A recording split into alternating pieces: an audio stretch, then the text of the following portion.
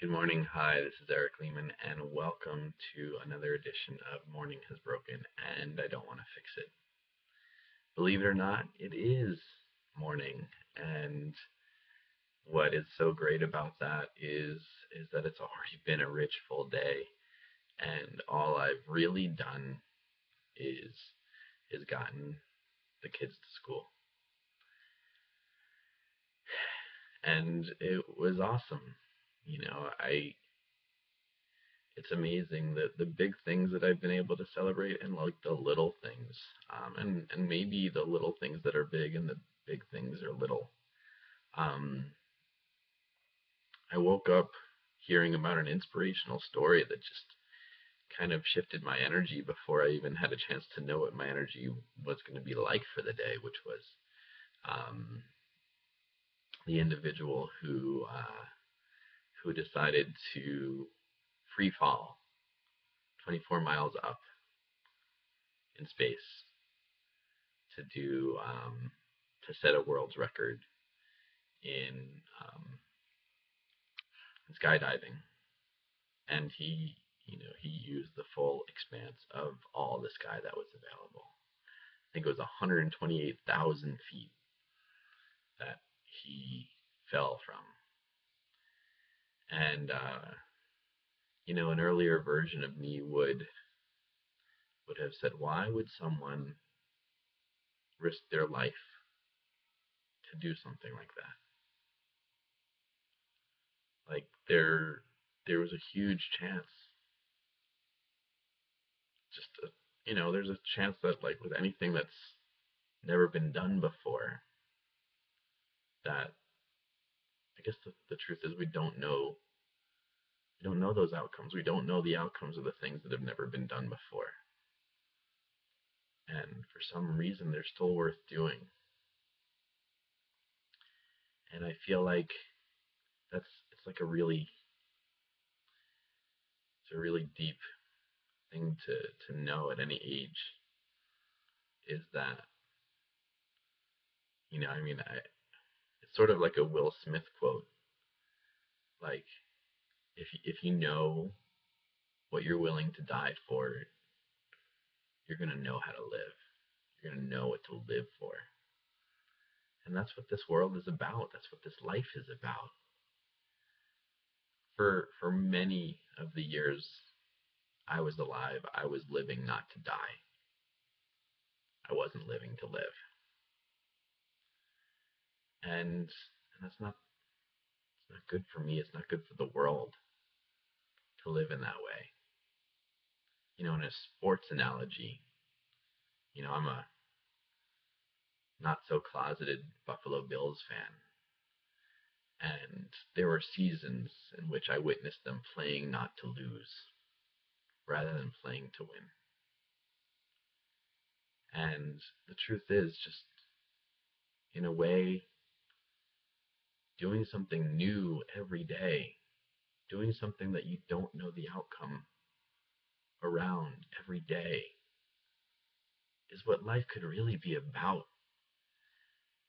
Um, Someone I'm getting to know named Brennan Burchard has written a book called The Charge, and he talks about people in three different categories. There's folks in the caged category. It's pretty simple to understand. Like, we kind of know what we do, we know what we need to do to have someone else throw a banana. Like if we're kind of a monkey at a zoo and we're caged, we know exactly, the stimulus response. We know how to get someone else to throw a banana into our cage so that we can eat another day. And that's, in a way, like many people are just, they're done with the caged life, and they understand that there's something available more than that. So here's the next category that happens. There's a category called comfortable. And that happens for many of us. And it happened for me for a long time. I created comfortable. or something called normal, something that I thought I was looking for called normal. And at some point, normal stopped fitting. In all honesty, it never really fit. Um, I just allowed some of the external successes that I had experienced to make me think that I was living life fully. Truth is, I wasn't. There was not much of me in my life. Um, and one day, I was at a seminar where Brendan Burchard was talking about like how much of you is represented in your work, in your life, in your house, in your family life, in your friendship network. Do people really know who you are? And there was a big moment, a huge moment, a turning point moment, an epiphany, where I realized that there were so many places that I was dwelling in that had no clue who I was. One of those big places was my kids. My kids had no idea what I stood for. I was transitioning from one thing to another. I had done a few successful um, professional journeys in sales, and I was good at it. I was really good. In fact, I was so good, I almost let it distract me from my greatness. And I fear in a way that that's where many people are. I fear that many people get the attaboys, they get the external validation from a lot of different places. And I had a conversation with a new friend this weekend, and I asked him, like, what do you think? Why are people not living into what they were born to be? You know, I started talking about this last night, and I think technology got in the way. So one of the things he said that was just like so true and so real was that he said that not many people take the time to find the stillness, to create the quiet, where the only thing you get to hear is purpose and meaning. It's a state way past crickets. Like when all you hear is crickets, there's still more. There's still more stillness and quiet you can find. Sometimes we almost rely on the crickets to save us from ourselves. So we'd rather listen to the crickets than listen to the us within us. So, you know, it's just a really interesting time because I'm no longer distracted by crickets. I'm excited to share that I find stillness every day. And when I find stillness, I find me. And when I find me, it's a really great experience.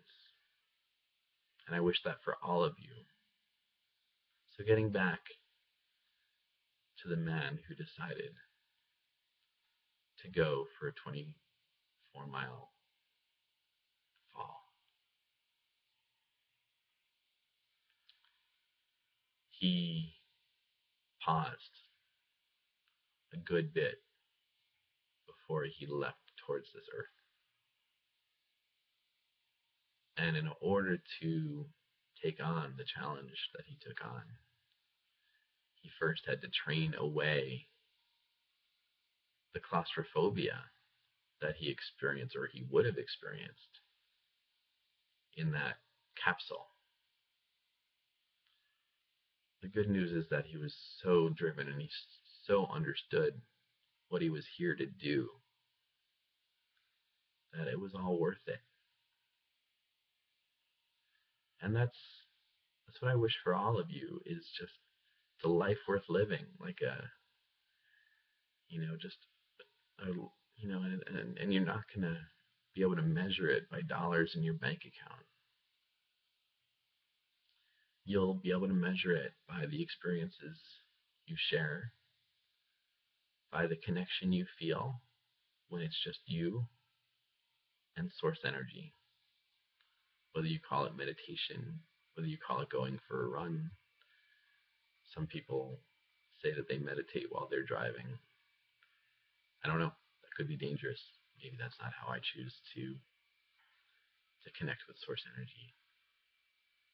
It's really interesting because I feel like it's a really important time. I feel like there's a lot of great stuff that we get to live into. And it all, let's say it again, all comes from looking within. That's what we get to do. We get to find the me beneath the me. There's this external me, in a way that guy carries more shame and more success than I kind of know what to do with, on both ends of the spectrum. And the truth is, that guy's not totally real. That guy's just an externally facing picture of what many other people want or don't want in their lives. And the me beneath the me, when I get to spend time with him, that's when it's an honor. That's when I know being me is all I want to be. There's no shame. There's no glory. There just is. And I love that place. I love finding that place, and I'm excited to share that that's available. It's available daily. It's available every moment and every day. It starts with a lot of letting go. And, I know one way of letting go, which is my way, like the way that I did it. And I'm still doing it. It's not, I don't know if it's ever done. I don't know if you're ever fully done letting go, because we're still human. We're still in these bodies. We're still in some way attached to form. Right now I find myself less attached to form than I've ever been before. And that's amazing. It's so amazing. So freeing. I also find myself wanting to create deep partnership, deep love. And, it's a really interesting kind of paradox.